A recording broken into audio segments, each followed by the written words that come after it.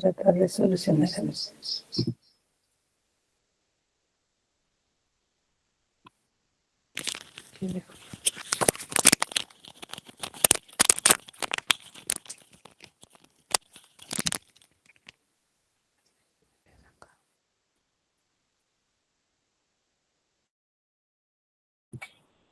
Si ahora me escuchan mejor. ¿Está? Ahí está. Está activado los audios, creo. Bueno, entonces, hoy nos toca ver esa parte, ¿no? Esa parte en la cual este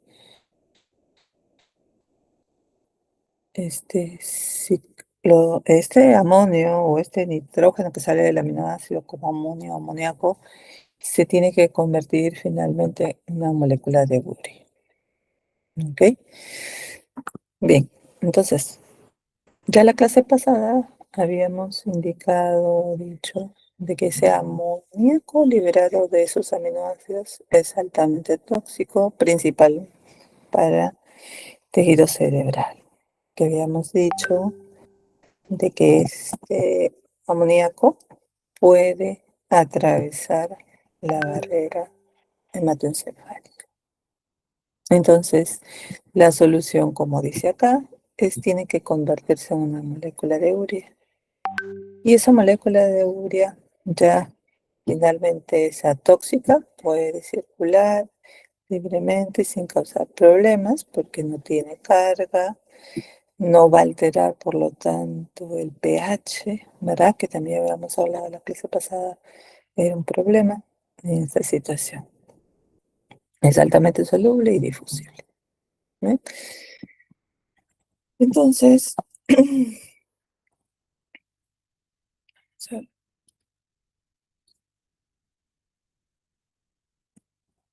ok. ¿Por qué decimos que el amoníaco es tóxico? Principalmente ahí en el cerebro, ¿no? Un primer detalle que tenemos que tener en cuenta acá es que cuando aumenta el amoníaco, va a unirse a una molécula de alfa-cetoglutarato para convertirse en aminoácido glutamato. Eso quiere decir que ahí en el cerebro va a tomar ese intermediario, ¿no? Que es el alfa-cetoglutarato, un intermediario del ciclo de Krebs, con la finalidad de disminuir esos niveles de amoníaco. Pero eso quiere decir que también está desviando ese alfa-cetoglutarato, que es intermediario de ese ciclo de Krebs, y por lo tanto va a disminuir la producción de ATP, ahí también en la neurona, ¿no? Entonces, ese es uno de los motivos por los cuales decimos de que tendría que ser tóxico. Otro motivo es porque una vez que se formó ese glutamato en aumento, por esos amoníacos que hemos aplicado hace rato, también vienen en aumento allí en el astrocito, se va a convertir en una molécula de glutamina, porque también ese glutamato se une a un amoníaco y se convierte en glutamina. Entonces va a aumentar ahí en el astrocito la glutamina, lo que va a causar que el paciente entre en un estado de edema porque la glutamita es osmóticamente activo y entonces empieza a jalar agua adentro del astrocito y por lo tanto va a causar edema e hipertensión intracraneal. También ese aumento de amoníaco va a alterar a los neurotransmisores como el GABA y el glutamato, que ustedes saben, ambos son neurotransmisores que además el GABA depende para su formación del aminoácido glutamato también. Entonces, todo esto puede conllevar a que el paciente entre en cuadro, decimos, de encefalopatía. ¿Ven? Los niveles de amonio pueden aumentar tanto que, como dice acá, superiores a 200 micromoles por litro se asocian a coma y muerte del paciente. Este es unos datos, bueno, los datos varían de niveles de amoníaco, considera menos, ¿no? De 50 microlitros por litro, un rango normal, pero ya empieza a aumentarse. Vamos a ver esta sintomatología clínica de afectación neuronal en los neurotransmisores, ¿no? Cuando ya empieza a aumentar, es leves, entre 50 a 100, entre 100 a 200 micromoles por litro, los síntomas empiezan a ser moderados, más de 200, 400, ya hablamos de un riesgo severo, hay desorientación ya en el paciente, agresividad, convulsiones, ¿no? Y mayor de 400, el paciente entra en coma, hay un riesgo de muerte. Parece edema cerebral que estamos haciendo.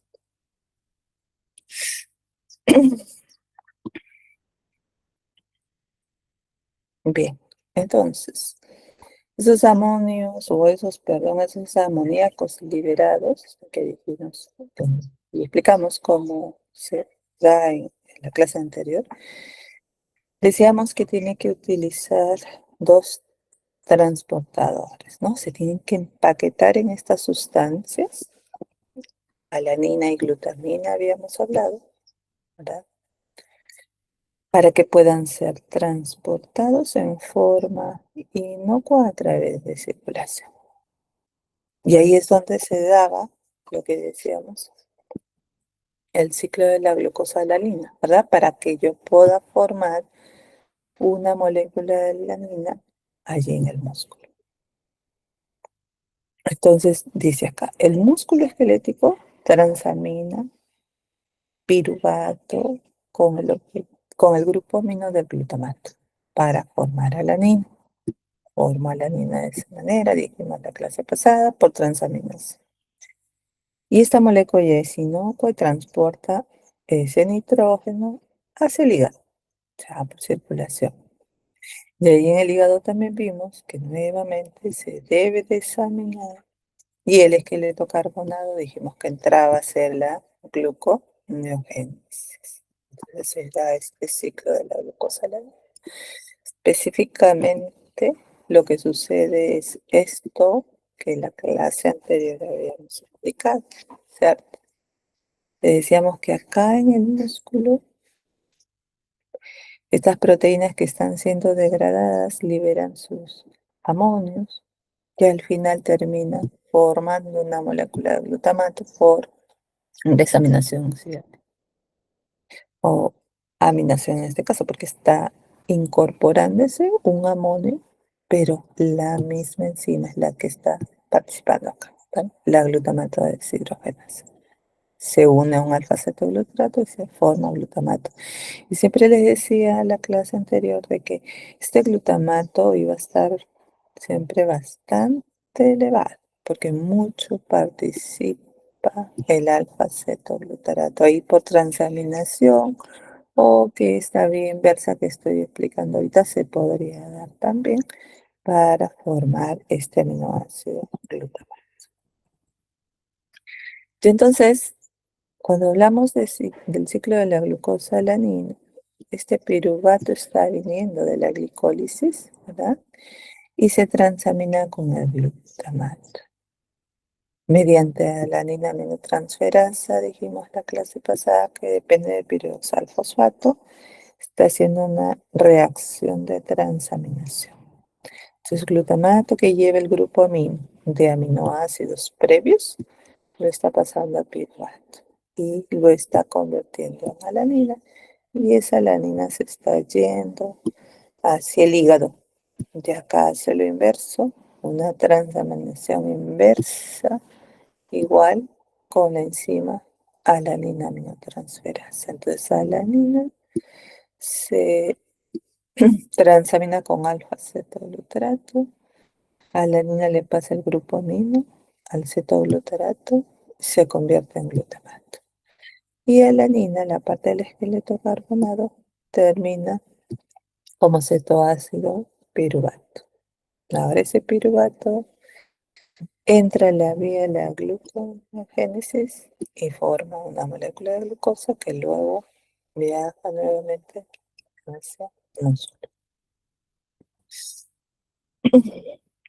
Entonces acá ya vimos que en este paso en el cual se ha formado acá en el hígado el aminoácido glutamato, este, mediante glutamato deshidrogenasa, se examina, libera el amonio o el amoníaco y se convierte en el cetoácido alfa-cetoglutarato.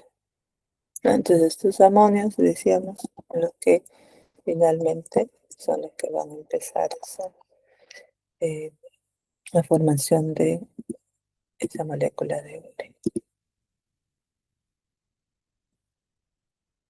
Bien, el otro aminoácido que habíamos mencionado también se tiene que formar es el aminoácido glutamina.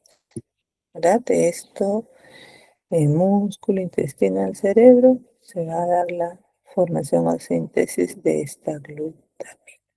Entonces nos dice la glutamina es un transportador de nitrógeno cuantitativa más importante en el plasma. Este es el que más se forma, incluso más que la alanina.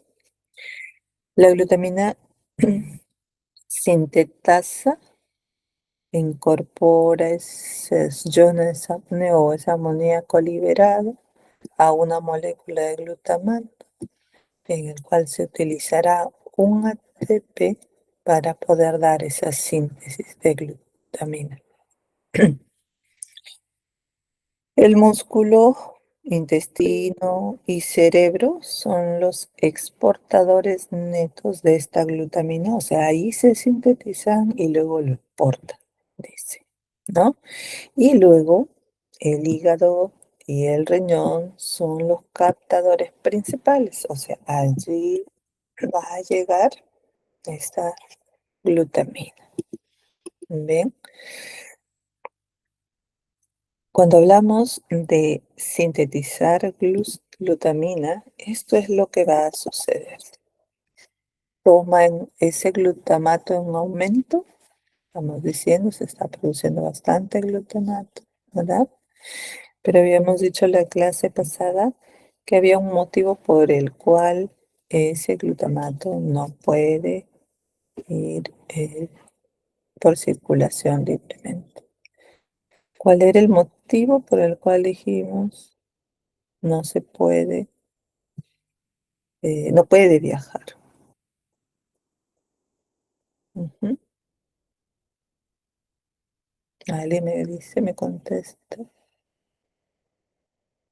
A ver, la Bea dice, no hemos subido, no subió la clase, no he subido, o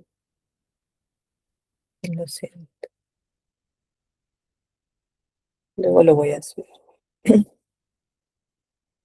Ya, ok.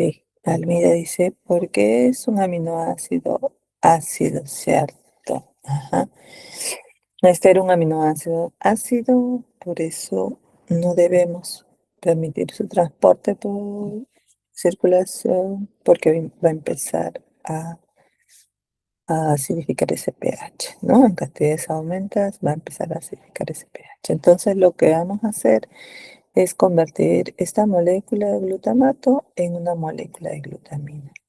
Y si se dan cuenta, es muy similar esta estructura del glutamato con la glutamina.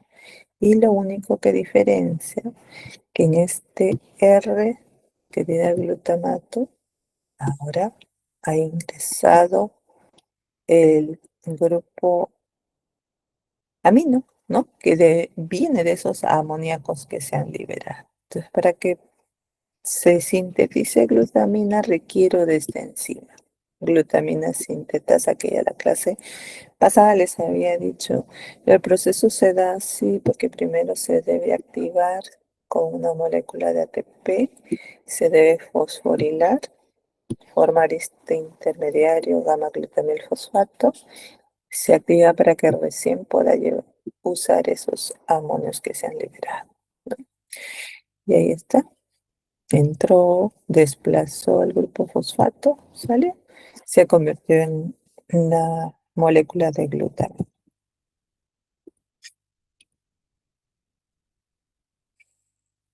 También les había mencionado la clase pasada de que la glutamina también termina a nivel renal.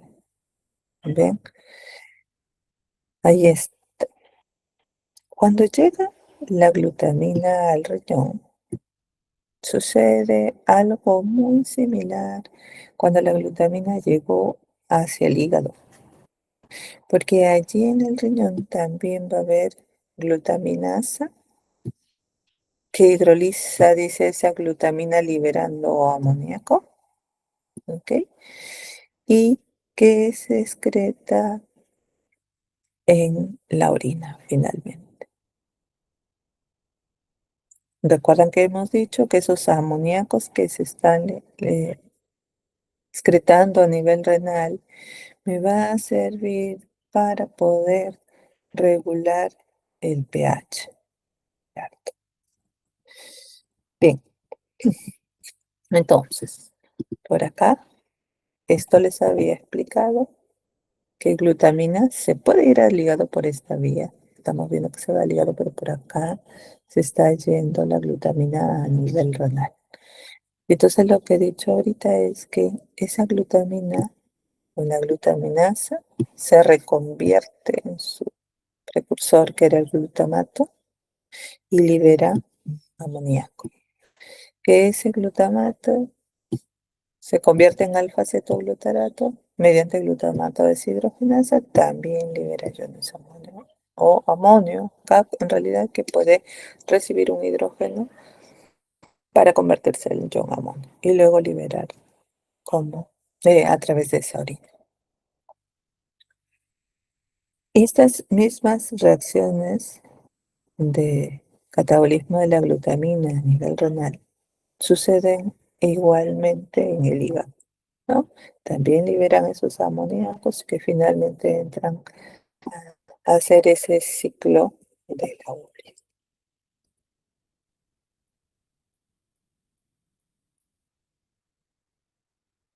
Bien.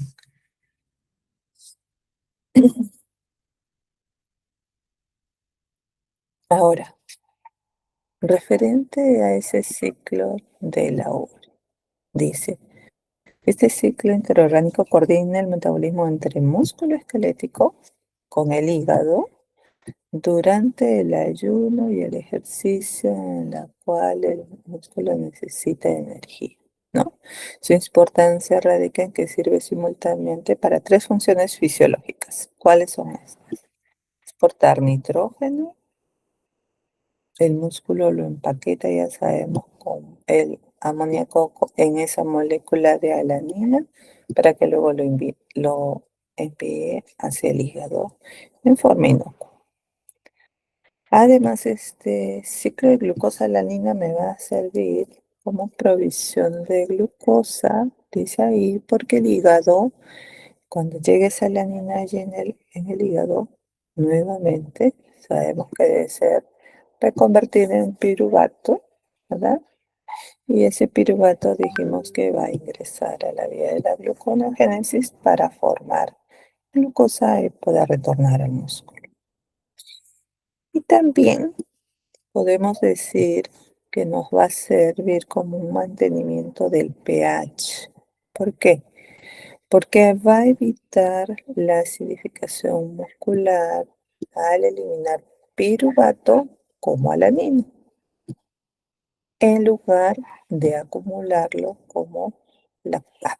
Ustedes saben, ¿viste? Sabía ya que el piruvato se puede convertir a lactato, pero en este caso lo estamos convirtiendo en una molécula de alanina.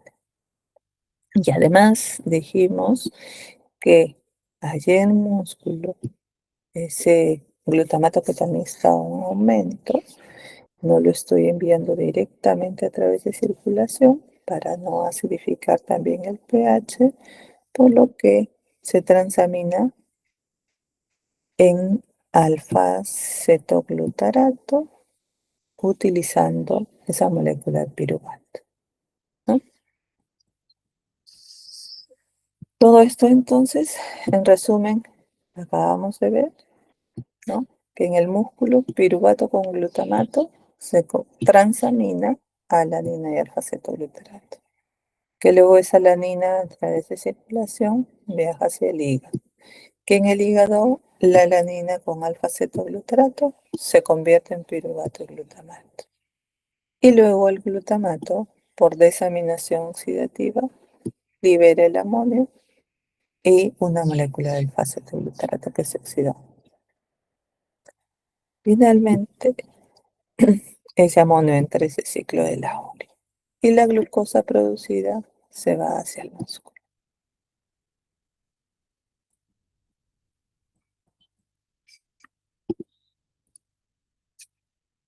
Entramos ya a revisar ese ciclo de la urea, que hasta el momento hemos recordado un poco cómo es que se liberó ese amoníaco y cómo es que se transportó y a dónde se debe transportar es exclusivamente hacia el hígado, porque en los hepatocitos periportales es donde se va a realizar este ciclo de la urea.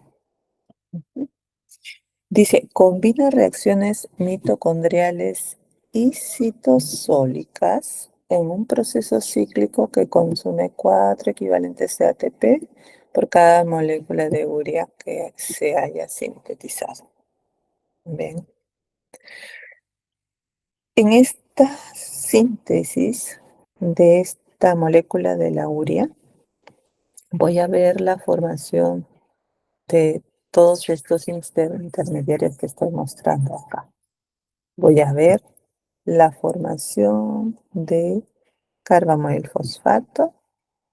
Voy a ver la formación de este aminoácido citrulina. Voy a ver la formación de este otro intermediario que es el arginino succinato. Luego este arginino succinato voy a ver que se desdobla en dos moléculas, un fumarato y un aminoácido que es la arginina, para que luego la arginina se desdoble en una molécula de urea y en una molécula de ornitina. Bien, dice, las dos primeras reacciones ocurren en la mitocondria, las dos primeras reacciones. Las tres últimas suceden en el citosol. Y además dice, la ornitina actúa como transportador regenerable, análogo a la coenzima en el ciclo de Krebs. O sea, esta ornitina es la última que se va a sintetizar en ese ciclo de Krebs y es el que va a dar inicio a ese ciclo de este ciclo de la urea. Luego la urea formada, sabemos que debe pasar por circulación y debe llegar hacia el riñón para que pueda ser excretada. Mm.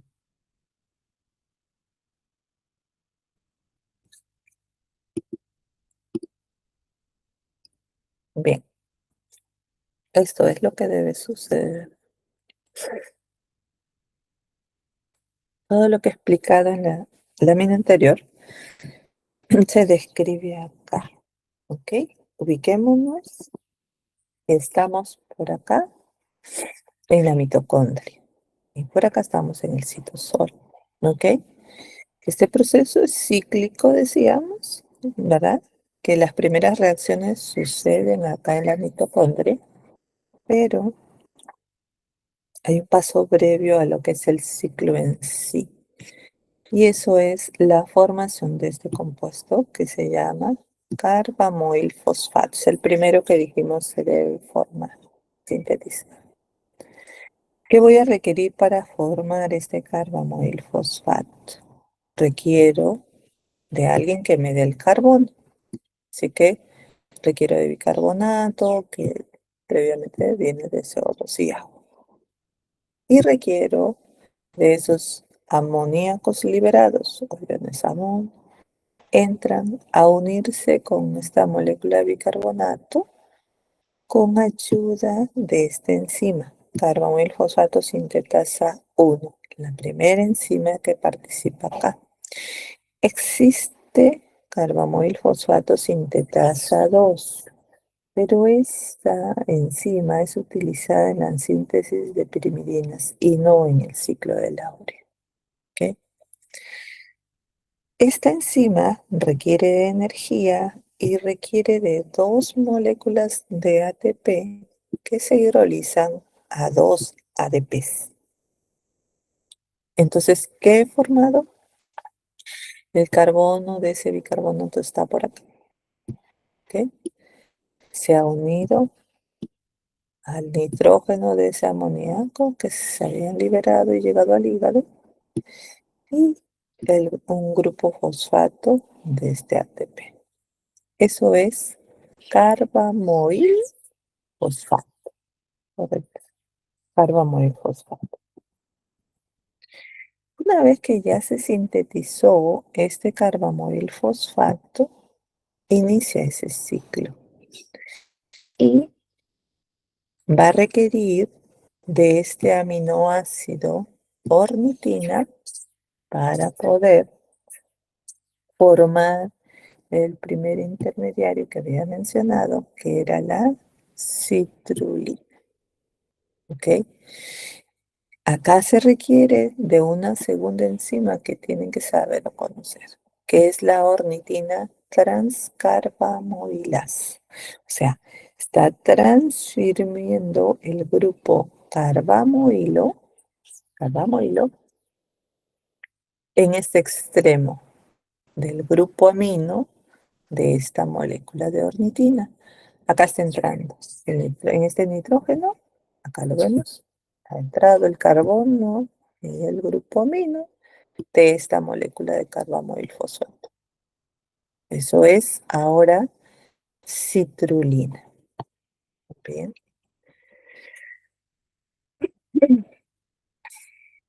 Hasta la formación de esta molécula de citrulina, estoy viendo que está sucediendo acá en la mitocondria. Esa citrulina debe salir hacia el citosol. Para que pueda salir, existe acá una translocasa que permite la salida de citrulina y el ingreso de una molécula de ornitina. Un movimiento antipod que se requiere aquí con esa translocasa. Sale la citrulina y en el citosol esa citrulina sigue allí el trayecto, ¿no? ¿Qué va a suceder ahora? Que esta molécula de citrulina se debe convertir en esta otra molécula, arginino succinato, dice. ¿Cómo ha sucedido el paso de citrulina que se convirtió en arginino succinato? Acá se requiere de enzima arginino succinato sintetasa. Voy a sintetizar arginino succinato, por lo tanto requiero de arginino succinato. Bien. Pero para que se pueda formar esta molécula de arginino succinato, ¿qué estamos viendo? Que en este carbono, donde está este oxígeno, ha ingresado toda esta molécula, todos estos carbonos con este grupo amino, que vendría a ser el aminoácido aspartato. ¿Ven? Es igualito. Quiere decir que esa molécula, perdón, sí, esa molécula de urea, que no lo mencioné al inicio, pero esta molécula de urea, fíjense que está acá arriba, estructuralmente hablando, químicamente hablando, está formado por un carbono que se une al oxígeno y que ese carbono se une a dos grupos aminos. ¿Ok? Así es una molécula de urea. Entonces, el primer carbono vino desde acá arriba con la participación de ese bicarbonato. Y estos amonios están dando este nitrógeno. El segundo nitrógeno lo está dando acá esta molécula de este aminoácido aspartato. Es el que está participando acá para que ingrese y se una a la citrulina y se forme arginino succinato. Allí va a dejar ese nitrógeno luego. Entonces les dije que en este paso requiero de arginino succinato sintetasa, el cual requiere de una molécula de ATP, el que se va a hidrolizar hasta AMP y pirofosfato. ¿Bien? Y cuando hablamos en lípidos, decíamos que el ATP, cuando se hidroliza hasta AMP y pirofosfato, yo considero como el gasto doble de energía. Considero como si hubiera gastado 2 ATPs. Correcto, 2 ATPs. Bien. Entonces, así es esta molécula. Arginino succinato, toda la citrulina que se unió por acá al aspartato. Todo esto es arginino succinato. Bien. Ahora, ¿qué va a pasar? Que el arginino succinato que yo tengo por acá, a través de esta enzima, arginino succinato liasa. Liasa. ¿Qué hacen las liasas? A ver, ¿qué me dice que hace las liasas? ¿Mm? ¿Recuerdan qué hacían las liasas? ¿No? Ok. Las liasas, ¿se acuerdan que rompen estructuras? Separan en dos moléculas. ¿Ok? Dos moléculas. Eso quiere decir acá que la liasa va a romper esta estructura del arginino succinato en dos moléculas. Va a romper este enlace. Se rompe este enlace, sale toda esta parte de acá, la estructura como un fumarato, y lo que me queda, toda esta parte que me está quedando, es la molécula de arginina. He formado ya un nuevo aminoácido que es aminoácido arginina. ¿Ok? Recuerden que citrulina también es aminoácido y que ornitina, que ahorita la vamos a ver, también son aminoácidos.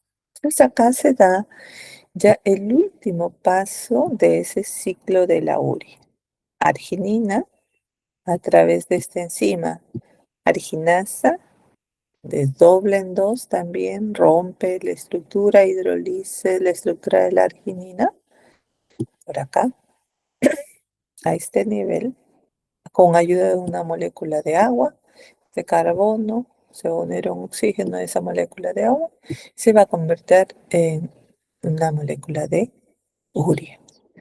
Y lo que me quedó, acá toda esta parte de la arginina está terminando acá como una molécula de ornitina. Bien, ¿qué pasa ahora con esta molécula de ornitina? Ingresa a la mitocondria y adentro es donde empieza nuevamente ese ciclo para formar una molécula de urea nuevamente.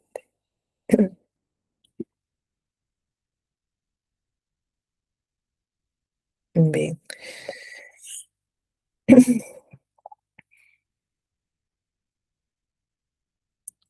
Ahora, este ciclo también va a sufrir una regulación con todos muchos procesos que hemos visto, ¿correcto? Primero tenemos acá las enzimas claves de este ciclo con sus cofactores. Hemos mencionado a la enzima carbamoil fosfato sintetasa 1, que, ¿se acuerdan? Actuaba a nivel mitocondrial, ¿no? Ahí está localizada y dice, necesita como cofactor o activador, en este caso sería activador, al N-acetilglutamato. ¿De dónde salió esto? Todavía no lo hemos hablado, pero necesito de N-acetilglutamato, luego vamos a hablar de eso. La otra enzima que seguía en este proceso es la ornitina transcarbamoilasa. También allí en la mitocondria se va a encontrar. ¿Ven? No tiene cofactor ni activador. La argininosuccinato sintetasa se encuentra en el citosol, ahí es donde vimos que se formaba argininosuccinato y acá sí requiere de ATP, que lo vimos, pero también requiere de ion magnesio. Luego requiero de argininosuccinato liasa, la que seguía, que rompía el argininosuccinato, les decía, en dos moléculas, en arginina y en fumarato. Recuerda. Esto se dio en el citosol y tampoco requiere de cofactor o activador. Finalmente, la arginasa 1 dice acá, sí, es verdad, hay arginasa 2 en todo el resto de nuestro organismo. En el hígado hay arginasa 1. Y esto también en el citosol y requiere de manganeso como activador. Cofactor, perdón, no activador. Bien. Ahora, respecto a la regulación de este ciclo, hay una regulación alostérica y transcripcional. Hace rato mencioné acá que requeríamos del N-acetilglutamato para que active a la enzima carbamoil fosfato sintetasa 1. Entonces este vendría a ser el activador alostérico indispensable de esta enzima, carbamoil fosfato sintetasa 1. Que a su vez la arginina estimula su síntesis, dice. Por lo tanto, el ciclo se autorregula. Más sustrato además, hay más N-acetilglutamato formado y por lo tanto mayor actividad de ese ciclo. A ver, acá vamos a ver eso. ¿Qué estoy diciendo? Que requiero de N-acetilglutamato, perdón, requiero de esta molécula, de N-acetilglutamato. ¿Para qué? Para que active al carbamoil fosfato sintetasa 1 y se pueda dar este primer paso de este paso previo del ciclo de la urea, ¿cierto? La formación de carbamoil. Entonces, lo que hemos dicho, que es el N-acetilglutamato, se va a activar a su vez con una molécula de arginina, ¿verdad? De arginina. Requiero arginina. ¿Para qué? Para que active el N-acetilglutamato sintetasa o sintasa, es lo mismo, y pueda formar N-acetilglutamato a partir de una molécula de glutamato uniéndola a una molécula de acetil-CoA, que a su vez sabemos que el glutamato está viniendo en cantidades aumentadas, ¿verdad? Para que se pueda dar este ciclo de la urea, empieza a aumentarse.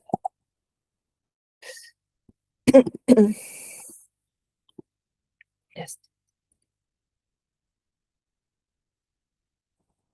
Ok, respecto a la regulación a largo plazo, dice, las dietas hiperproteicas inducen también el aumento de la expresión génica de todas las enzimas del ciclo de la urea.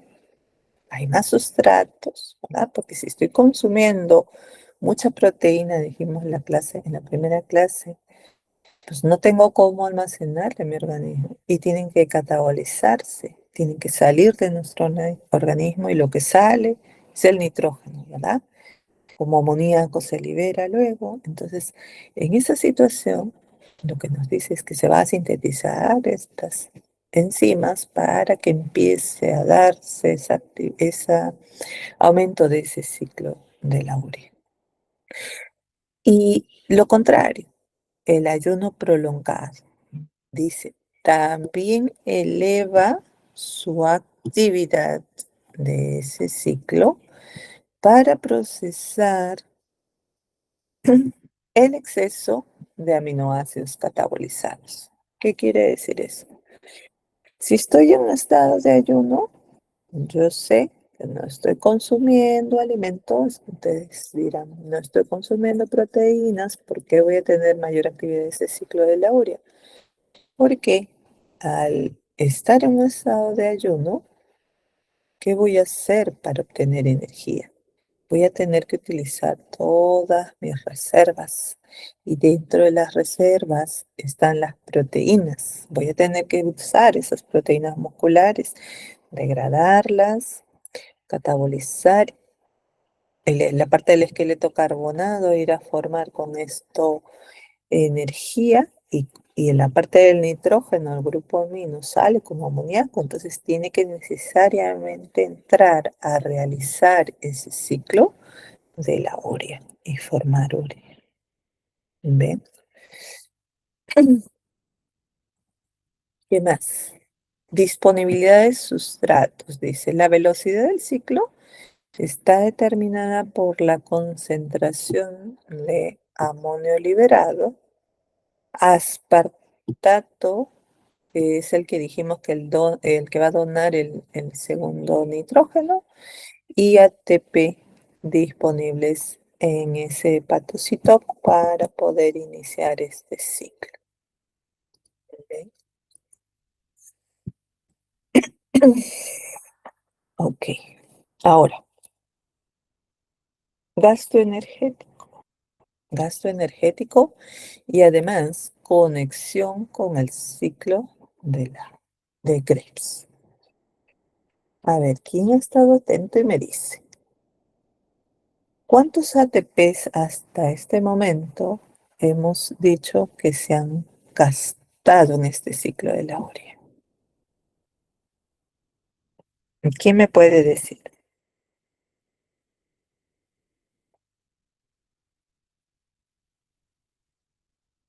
Creo que se están durmiendo, chicos. Mm,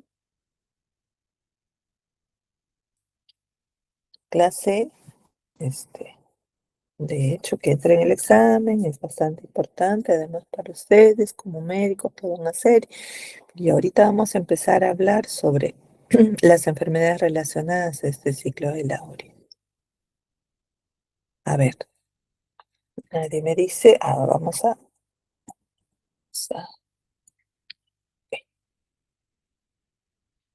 vamos a hablar primero respecto a la cantidad de energía que se ha gastado en este ciclo de la urea. Coste energético total, dice. La síntesis de una molécula de urea requiere 4 ATPs utilizados 2 en el paso previo cuando ¿Se acuerda? Formamos carbamoil fosfato y requería de la carbamoil fosfato sintetasa 1, porque ahí decíamos que voy a usar un ATP que se está hidrolizando hasta pirofosfato y luego ese pirofosfato sé que se hidroliza a dos fosfatos. Entonces, eso equivale a decir a que he gastado dos ATPs. Y además hay un ATP en el arginino succinato sintasa, cuando actuaba el arginino succinato sintasa. A ver, si no me acuerdo, por acá está, ok, ya está. Nosotros hemos visto esta parte, todo este ciclo, ok. Hemos visto de repente al inverso, ¿no?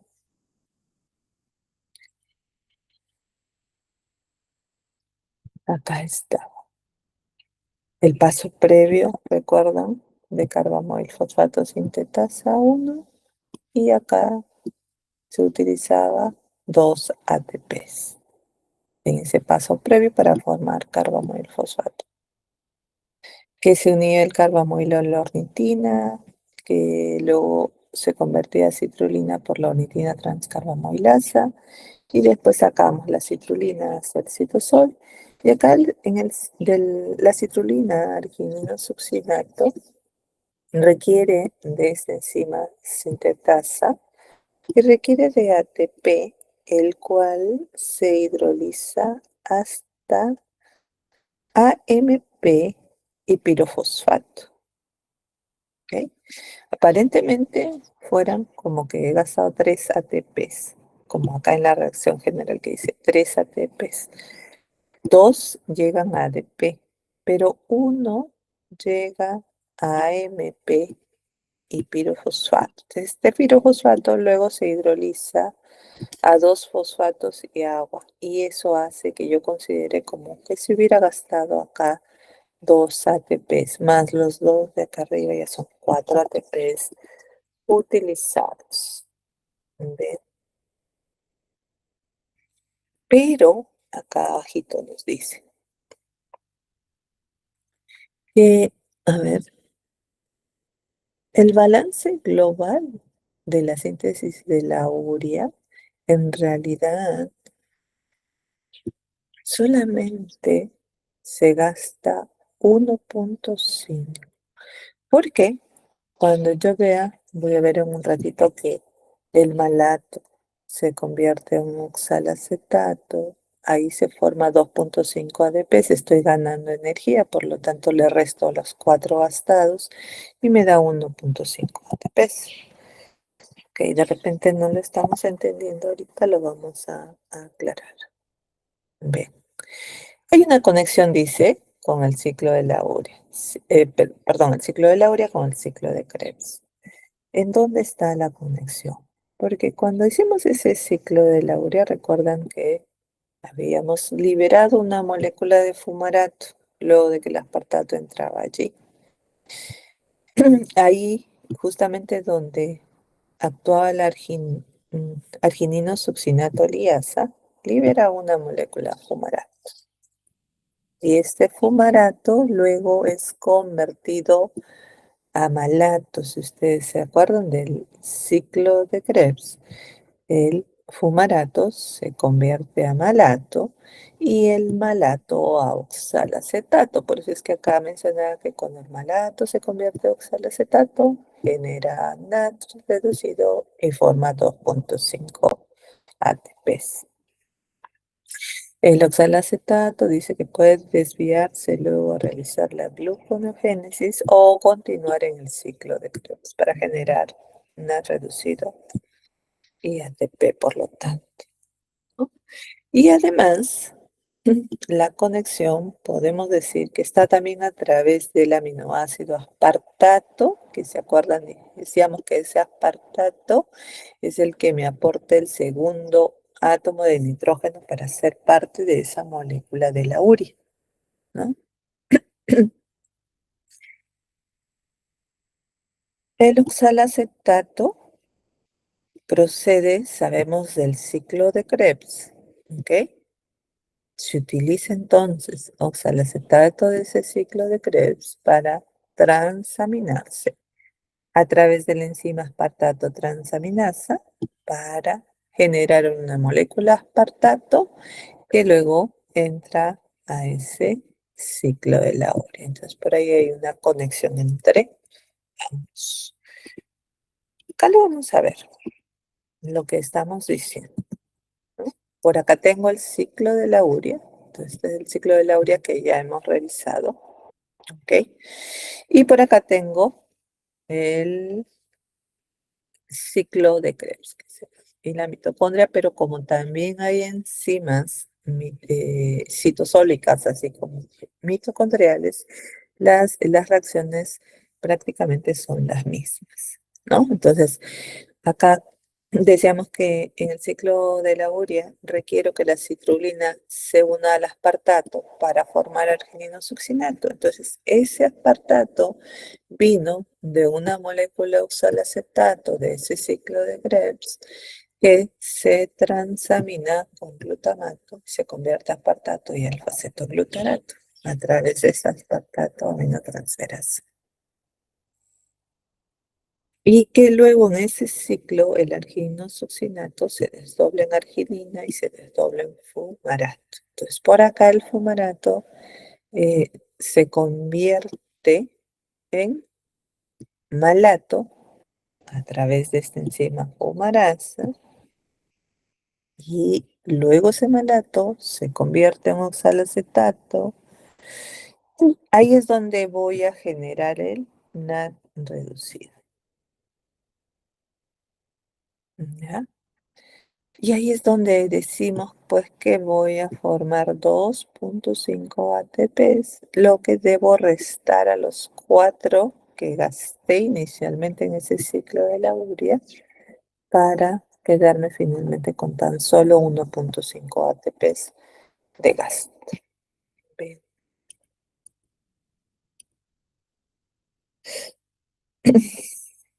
Y ahora vamos a hablar una vez que ya sabemos cómo es que se formó esa molécula de urea y que además dijimos que esa molécula de urea debe ser em, llevada hasta el riñón, ¿verdad? Viajará por circulación en forma inocua, llegará hacia el riñón para ser eliminada en esa orina. Entonces, existen varias formas de excretar ese nitrógeno de mi organismo. La más importante es esta molécula de la urea. Y hablamos de que debe haber un equilibrio nitrogenado entre todo lo que yo como diariamente de esa proteína, de ese aminoácido, de ese nitrógeno.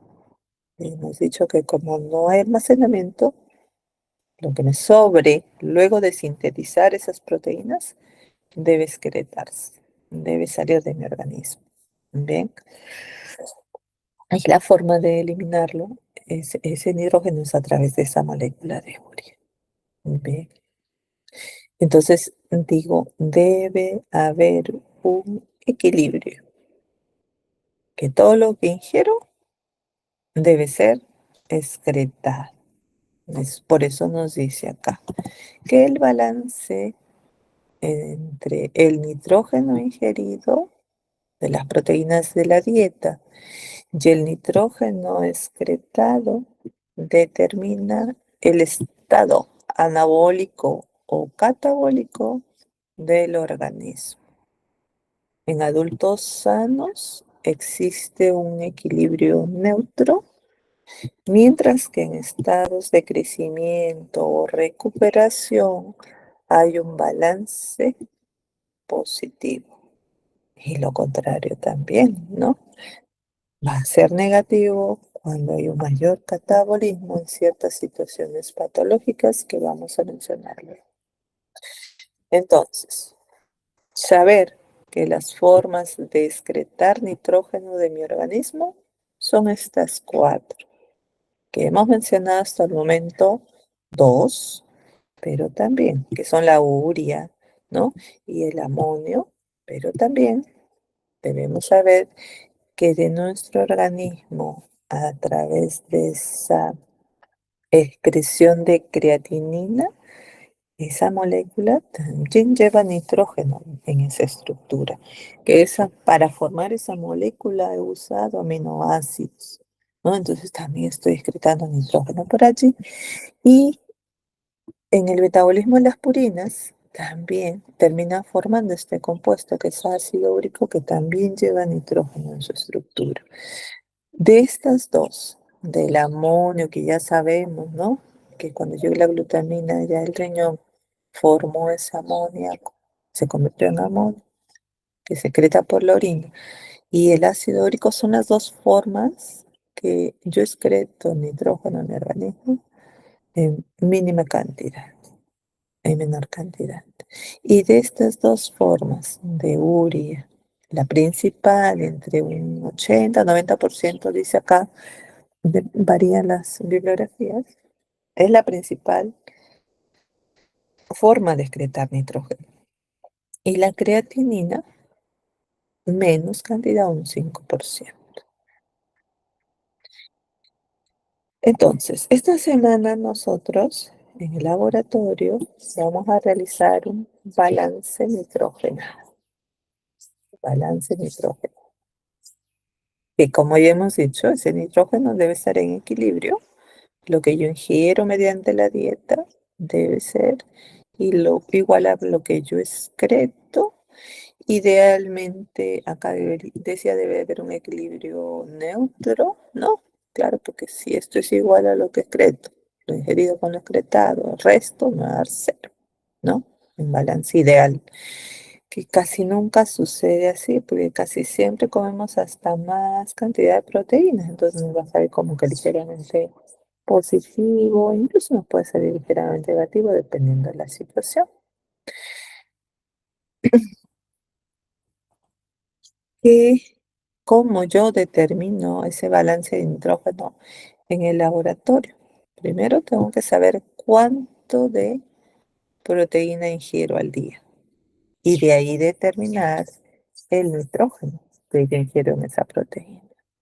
La clase pasada les había dicho que más o menos deberíamos, o las recomendaciones son que debemos consumir entre 0,8 a 1 gramo por kilogramo de peso al día, ¿no? Y les dice, si peso 70 kilos, entonces estoy consumiendo, o debería consumir 70 gramos, pero a veces consumimos más, ¿no? Pero yo debo determinar la cantidad de nitrógeno de esa proteína que estoy ingiriendo.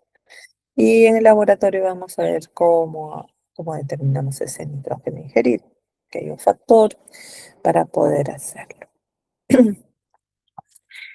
Y además, el nitrógeno excretado, tengo que considerar la cantidad que yo excreté de nitrógeno en esas formas químicas que yo acabo de ver, ¿no? Como urea y creatinina a través de esa orina, entonces dice el nitrógeno urinario, y también implica el nitrógeno que se excreta por otras vías, ¿no? Que en este caso dice a nivel fecal, la más importante, pero hay otras vías.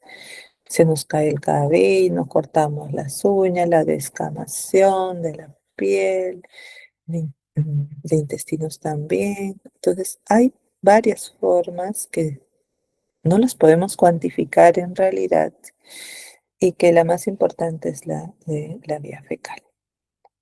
Y ahí por eso es el motivo por el que le agrego 2 gramos. Ahora, en ese nitrógeno ureico, entonces en el laboratorio yo debo estimar cuánto de nitrógeno estoy excretando en esa molécula de urea, y para este balance que vamos a hacer, vamos a estimar también el nitrógeno que se está eliminando a la creatinina. No siempre consideran a la creatina en los balances y solo se reduce a dosar urea, que es la vía principal, ¿no? Entonces, para decir que mi balance está en equilibrio, yo voy a considerar estos valores, ¿no? que nos dice que entre 2 y menos 2 gramos voy a considerar que esté en equilibrio. Pero si es más de 2, hablo de que estoy en un estado anabólico. Y por debajo de menos 2 ya hablo de catabolismos, que puede estar leve, moderado, severo, dependiendo de los gramos de nitrógeno que yo obtenga acá.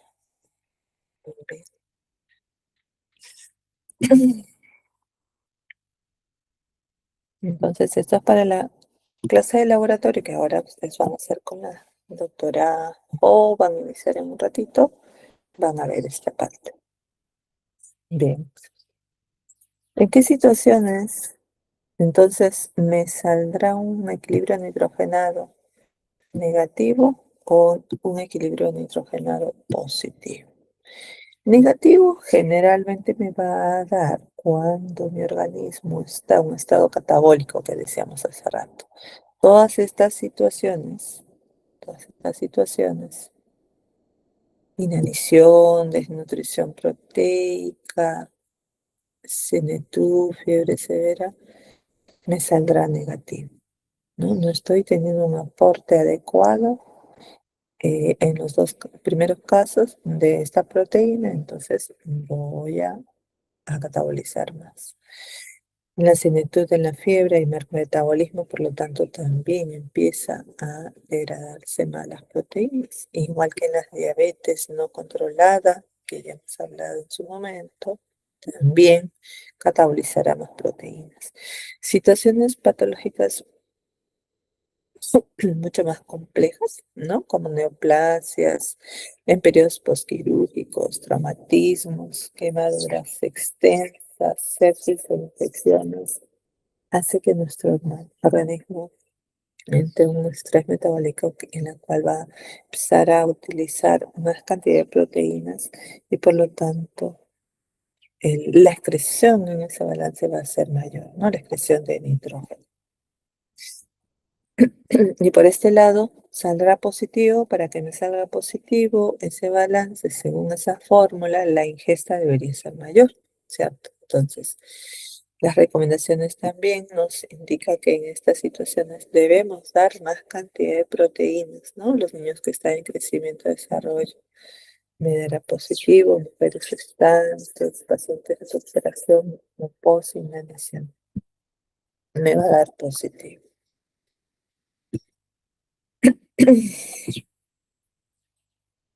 Bien.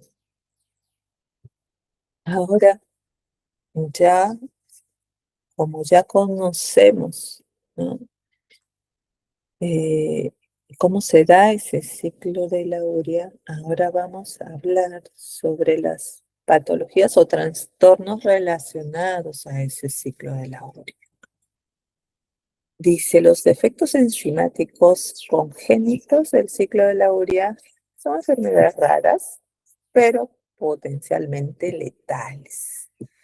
Si es que no se diagnostican y tratan precozmente. Eso es importante. Se transmite de forma autosómica recesiva o, como en el caso de la ornitina transcarbamilasa, que está ligada al cromosoma X, en ese caso. Estas 6 deficiencias o enfermedades se van a presentar en ese ciclo del trastorno de los ciclos de la urea. Dice, la primera, deficiencia por carbamoil fosfato sintetasa 1. ¿Se acuerdan de esta enzima, no? Que estaba al inicio, ¿ok? Acá está. Mire, acá, esta enzima. ¿Se acuerdan del carbamoil fosfato sintetasa 1? Era la que formaba el primer compuesto, carbamoil fosfato. Entonces, no dices que si hay deficiencia de carbamoil fosfato sintetasa 1, va a existir hiperamonemia neonatal grave sin ácido orótico. Ok, ¿qué quiere decir eso? Claro, casi siempre son las hiperamonemias son bastante altas cuando se da en los primeros pasos de ese ciclo de la urea, las primeras reacciones. Entonces, si es que no funciona este carbono fosfato sintetasa 1, eso quiere decir que los amonios que están llegando acá para entrar a ese ciclo de la urea no se va a poder dar, lo que va a causar que este amonio empiece a aumentar, ¿no? Además dice acá la lámina sin ácido orótico. ¿Qué quiere decir eso?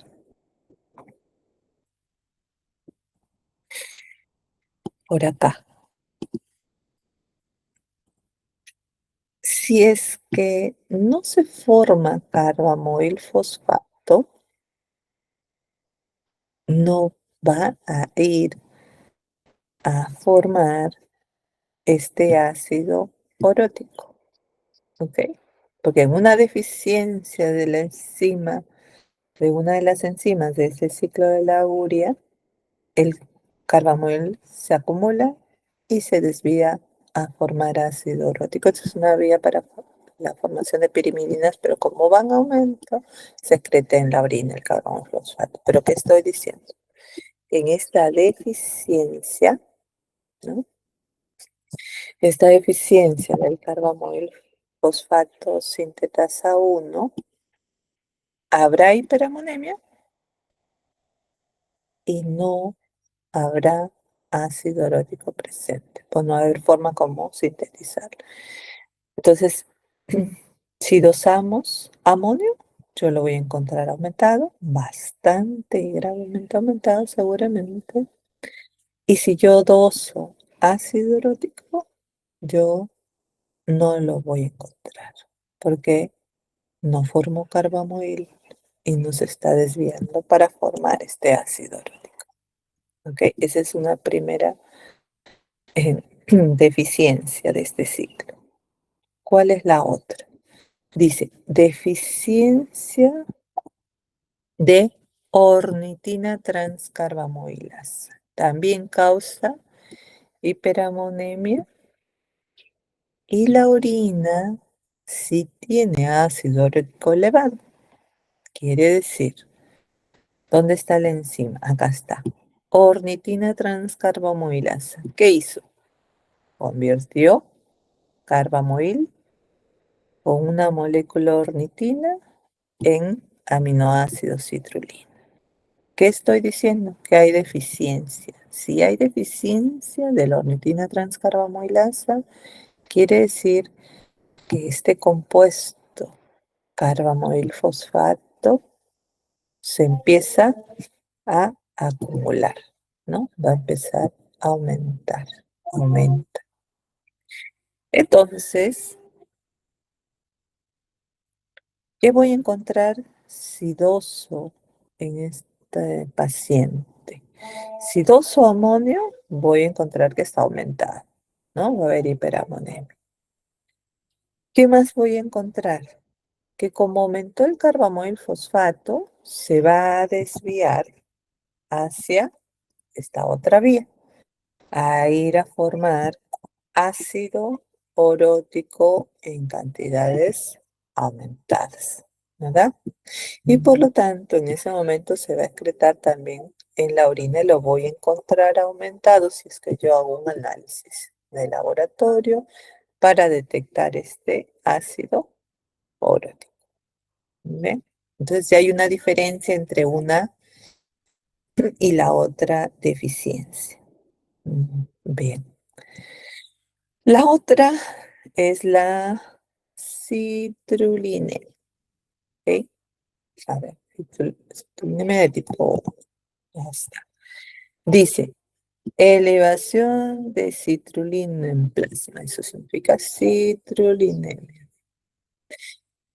¿Qué ha pasado para que se empiece a acumular la citrulina? O sea, estoy acá en este paso. Por acá está la citrulina.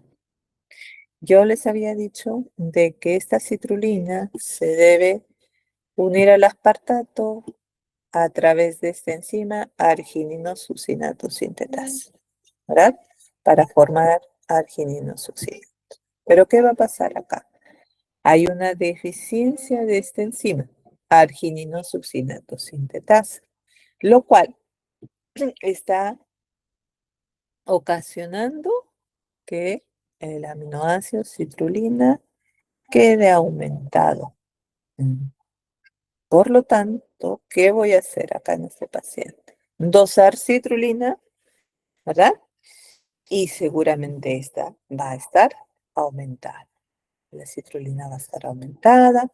Voy a dosar amonio, seguramente va a estar aumentado en un primer momento, luego va a bajar un poco porque esa citrulina, si hay una forma de llevarla hacia el riñón y excretarla en la orina. Se va a poder eliminar tal cual y eso hace que empiece a disminuir los niveles de amonio, que en un primer momento va a estar bastante aumentado.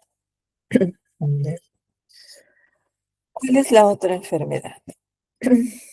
Aciduria, dice, aciduria arginino succínica.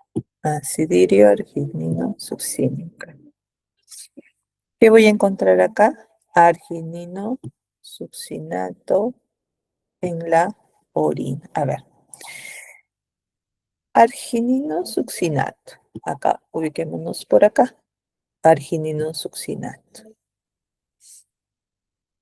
Debería, a través de esta enzima argininosuccinatoliasa, debería convertirse en una molécula de arginina y de fumarato. Si está fallando la enzima argininosuccinatoliasa, el argininosuccinato se empieza también a acumular.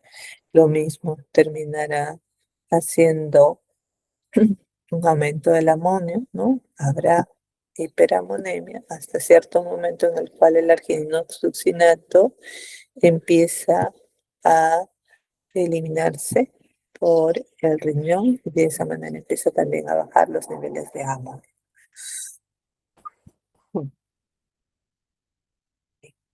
La otra enfermedad relacionada con ciclo de la urea es esta, la argininemia, dice. ¿Qué cosa es la argininemia? Argininemia significa que voy a empezar a acumular arginina y que en circulación va a estar aumentada, ¿no? Esta ocasiona espasticidad progresiva e hiperargininemia. Ok, por acá estamos con el aminoácido arginina. Entonces, ¿quién está fallando para que ésta se acumule? La arginasa. Esta enzima es la que está fallando. Hay deficiencia, por lo tanto. ¿Y qué hacía esa enzima? Liberar la molécula de urea y liberar una molécula de ornitina, ¿verdad? Si está fallando esa arginina, perdón, esa arginasa, empieza a acumularse la arginina y lo voy a encontrar aumentar. Bien.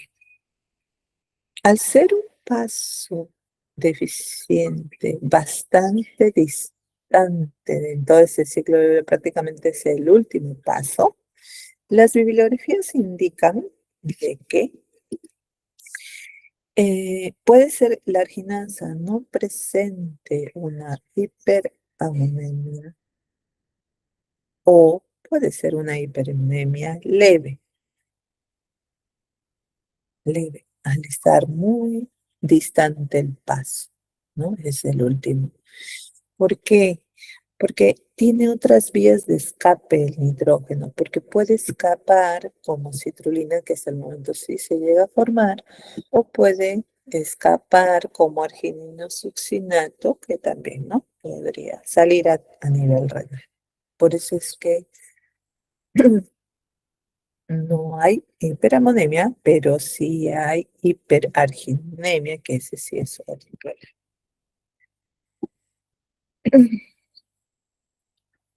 Y por último, la última deficiencia es La deficiencia, dice, de N-acetilglutamato sintetasa, la cual ocasiona hiperamonemia, esta sí, sin ácido urótico, además,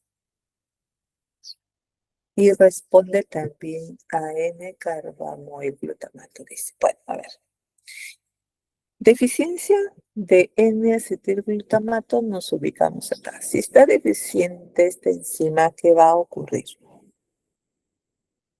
Yo quería esta enzima para convertir el glutamato en N-acetilglutamato, ¿cierto? Eso es lo que quería. Pero estamos diciendo de que no está funcionando el N-acetilglutamato, ¿ok? Y además, ¿ok? Si no funciona primero, no voy a poder usar estos iones amonio para iniciar ese ciclo de la urea, lo que me va a ocasionar de que exista una hiperamonemia bastante alta. Primeros pasos, además de ese ciclo de la urea. Y además nos decía sin formación de ácido urótico. ¿Por qué? Yo les decía que solo para que se forme el ácido urótico tendría que haberse formado carbamoil y además se debería estar acumulando para que vaya a tomar la otra vía de formación de ácido urótico. Este carbamoil se desvía a formar ácido urótico. Entonces acá no habrá ácido urótico aumentado tampoco. Y además dice que responde en el carbamoil fosfato. Bueno, ese es un fármaco en realidad que, a ver, vamos un ratito atrás para acá. Que hace rato en la regulación yo les hablaba de que esta sustancia N-acetilglutamato es la que activa a esta primera enzima, carbamoil fosfato sintetasa 1, para poder formar carbamoil, ¿cierto? Pero si estamos hablando que está deficiente esta enzima, la N-acetilglutamato sintetasa, no va a poder formar N-acetilglutamato para activar a la carbono fosfato sintetasa 1. Entonces, existe este fármaco N-carbamoil glutamato que es análogo a este N-acetilglutamato utilizado con fines de activar a esta enzima, esta primera enzima, carbamoil fosfato sintetasa 1. De tal manera que así, activada esta enzima, pueda tomar estos iones amonio para iniciar la síntesis de carbamoil y poder dar toda esta vuelta del ciclo de la urea y disminuir de esa manera los niveles de amonio que están llegando ahí al hígado. Bien. Ahora, ¿qué pasa entonces si fallan o existen estas deficiencias de incorporar ese amonio y formar esa molécula de la urea? Entonces, la hiperamonemia, si bien es cierto, puede ser por un fallo de las enzimas hepáticas que acabamos de revisar, ¿verdad? También podría ser por un fallo hepático propio de ese hígado por cualquier enfermedad asociada.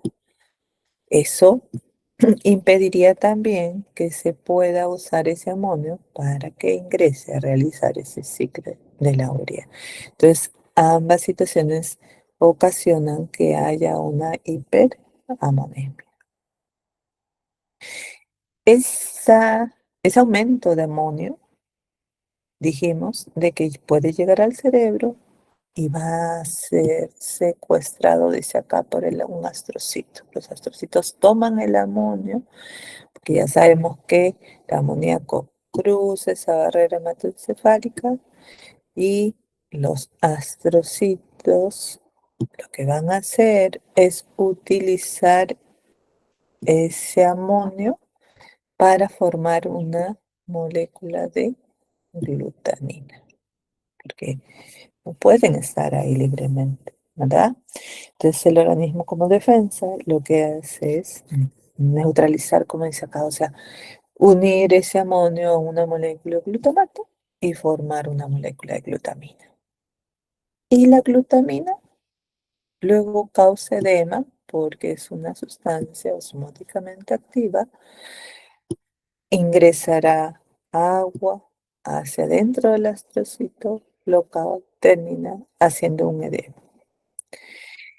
Y ese aumento de amonio también, hace rato creo decíamos que va a conllevar a que haya un fallo en los neurotransmisores. Sucede que en el astrocito que está ahorita con edema va a ser incapaz de dejar liberar la glutamina hacia las neuronas y normalmente esa glutamina que se forma ahí en el astrocito en cantidades normales debería salir hacia la neurona presináptica para que en la neurona presináptica se convierta en glutamato y ese glutamato puede ejercer ese efecto de neurotransmisor.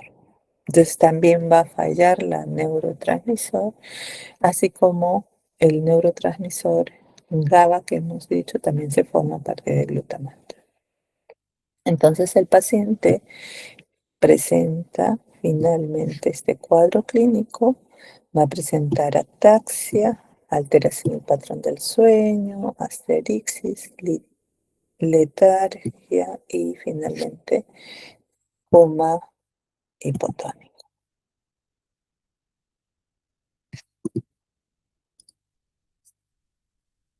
Existen dentro del trastorno del ciclo de la urea la aparición de estas deficiencias en edades tempranas, ¿no? Una aparición neonatal, dice acá, una aparición tardía también. Eso va a depender, las consecuencias va a depender del déficit que presente, que puede ser un déficit severo de estas enzimas o un déficit parcial. Generalmente en los neonatos el déficit es bastante severo y aparece horas o días después del parto. Después que el bebé empieza a lactar, empieza a recibir las proteínas y al haber una deficiencia de esta enzima, empieza a desencadenar toda esta clínica en ese bebé, ocasionando que exista hipotermia, polipnia, alcalosis respiratoria, mala toma de los biberones o de la leche materna, hay un rechazo, empieza a vomitar y hay una progresión rápida a coma y convulsiones si es que no se detecta a tiempo y si es que no se da el tratamiento también a tiempo adecuado. Y podría darse más adelante a los meses, incluso a la edad adulta, porque hay un déficit parcial de esta enzima, de estas enzimas del ciclo de la urea, el cual no hace que se desencadene tan rápido y generalmente en ciertas situaciones va a terminar dándose estos cuadros. Presentan en las etapas tardías o crónicas cuadros digestivos como anorexia, con asco selectivo siempre a las proteínas, pues no puede metabolizar ese amonio, ¿verdad? En ese ciclo de la urea, vómitos crónicos e hepatomegalia. También puede presentar un cuadro neurológico psiquiátrico, retraso, psicomotor, crisis epiléptica, alucinaciones y trastornos de conducta. Y el déficit de la arginasa presenta diplegia espástica progresiva, que como hace rato les decía, con un hiperamonemia leve o ausente y aumento de arginina plasmática. ¿Ve? Ajá, acá hay un detalle que quería mencionarlos, pues cuando se dan estos trastornos del ciclo de la urea en los neonatos, nos dice que casi siempre estas son mortales cuando las deficiencias enzimáticas que se presentan son a nivel mitocondrial, o sea, carbamoil fosfato sintetasa 1 o ornitina transcarbamoilasa o, bueno, N-acetilglutamato sintetasa. En cambio, nos dice el pronóstico va a ser más favorable cuando las deficiencias son en los pasos que están más adelante en el citosol sobre la enzima argininosuccinato sintetasa y la liasa. Y esto es por lo que les dije, que hay una forma de depurar ese nitrógeno a través de estas dos moléculas formadas, que era la citrulina y la arginosuccinato, que lo puedo excretar por la orina, ¿no? Y en las formas tardías pueden aparecer en cualquier momento de la vida, como les dije, con diferentes grados de severidad, porque ahí las deficiencias son parciales de las enzimas. Ya nos falta poco, ok, a ver, 9:35. Dentro del manejo nutricional, para estos trastornos, siempre debemos restringir la cantidad de proteínas al mínimo, solo indispensables para el fin de esa proteína que sabemos es resintetizar nuevas proteínas y no comer en exceso esa proteína con la finalidad de no usar ese ciclo de la urea porque no lo estoy pudiendo hacer, ¿verdad?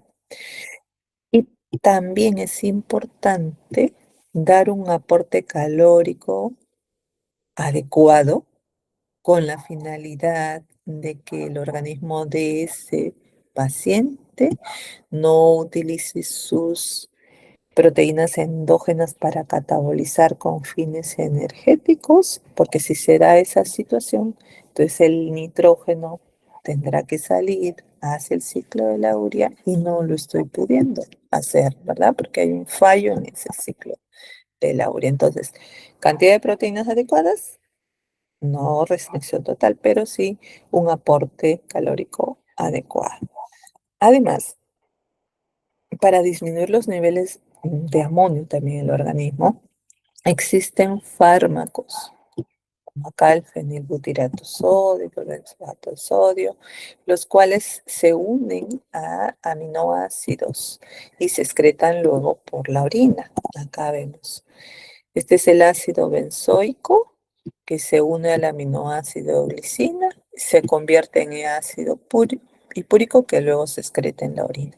El objetivo cuál ha sido sacar nitrógeno a través de este metabolito, y este nitrógeno vino de la glicina con fines de disminuir los átomos. Y por otro lado está el fenilbutirato, que se unirá a glutamina, que la glutamina, como saben, tiene dos nitrógenos en su estructura, entonces también se eliminará nitrógeno de esa manera, que es el fenilacetilglutamina. Así sale como metabolito.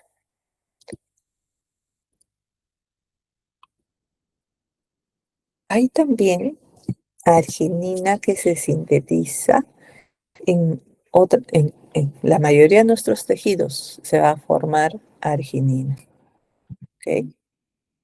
Entonces, en la mucosa intestinal se puede formar la citrulina, pero esa citrulina por circulación llega al riñón y en el riñón se convierte en arginina, que luego puede viajar por circulación. Tengo arginina y además recuerden que requiero arginina para poder activar ese ciclo de la urea.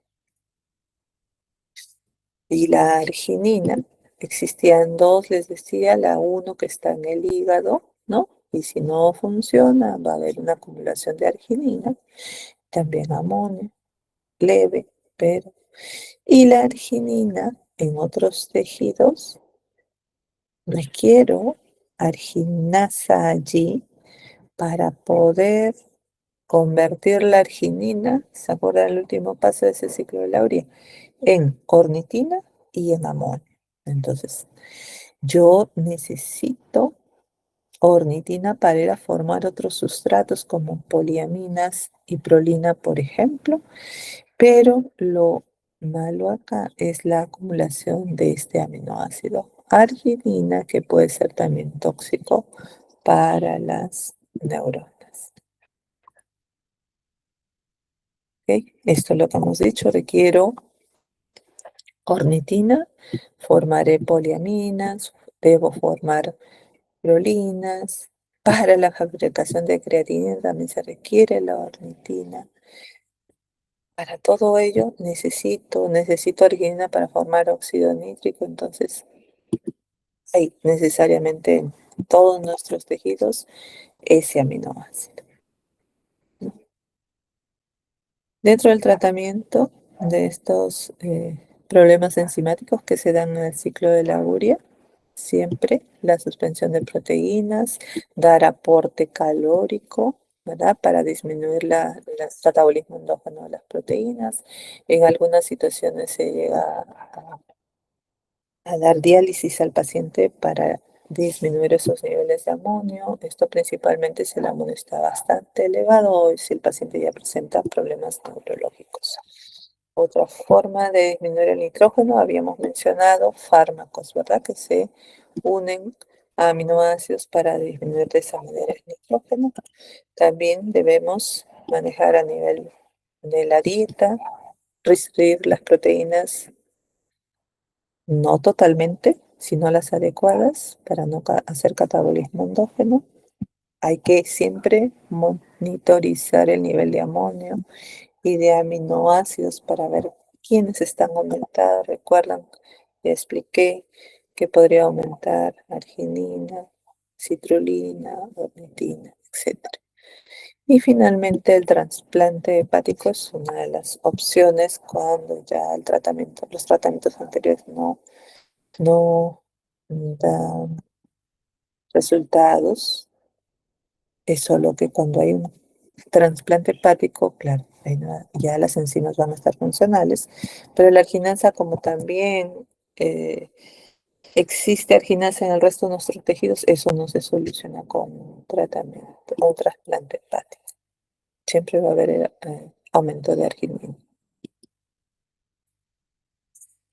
En resumen, entonces, hemos visto y dicho que el amonio es tóxico, que no puede estar libremente, que la alanina debe transportarlo a través de ese ciclo de glucosa alanina y la glutamina, que es otra forma de transportar, ¿verdad?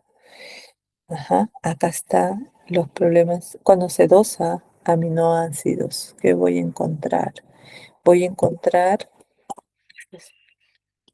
que la glutamina está elevada cuando hay problemas hepáticos y fallan las enzimas, que la alanina también aumentará, que el glutamato al revés va a disminuir. ¿Por qué? Si esos amonios no pueden entrar a hacer ese ciclo de la urea en defensa, el hígado lo que hace es usar esos amonios para que no estén libremente y unirlos a una molécula de glutamato para convertir en glutamina. Eso hace que los niveles de glutamato disminuyan. Por eso dice acá agotamiento de ese glutamato. Y los intermediarios aminoácidos de ese ciclo de la urea, citrulina y arginina van a estar, bueno, sus niveles van a variar dependiendo de la situación de deficiencia que se esté presentando, ¿no? A qué nivel se está dando eso. Y nos dice acá que la deficiencia de la ornitina transcarbamilasa es la más frecuente y debe sospecharse en todo neonato con deterioro neurológico inexplicado. Y el perfil de aminoácidos plasmáticos y ácido urótico son importantes diagnosticar. Esto ya lo habíamos visto. Muy bien, terminamos entonces la clase de hoy. A ver. Ya nos pasamos 4 minutos, seguramente que la doctora está esperando. Ujú. Ya me está llamando. A ver, vamos a pasar a asistencia. Ujú. Hay 58. A ver, como me va a llegar un correo con toda la lista de los que han ingresado, no voy a pasar asistencia, ¿ya? Así que nos vemos en la otra clase. Muy bien, gracias. Hasta luego, chicos. Nos vemos. Vamos a la clase de la doctora Howard. Hasta luego. Gracias. Hola, Miss. Cuídese. Chao. Cuídense. Nos vemos. Chao, chao. Ok.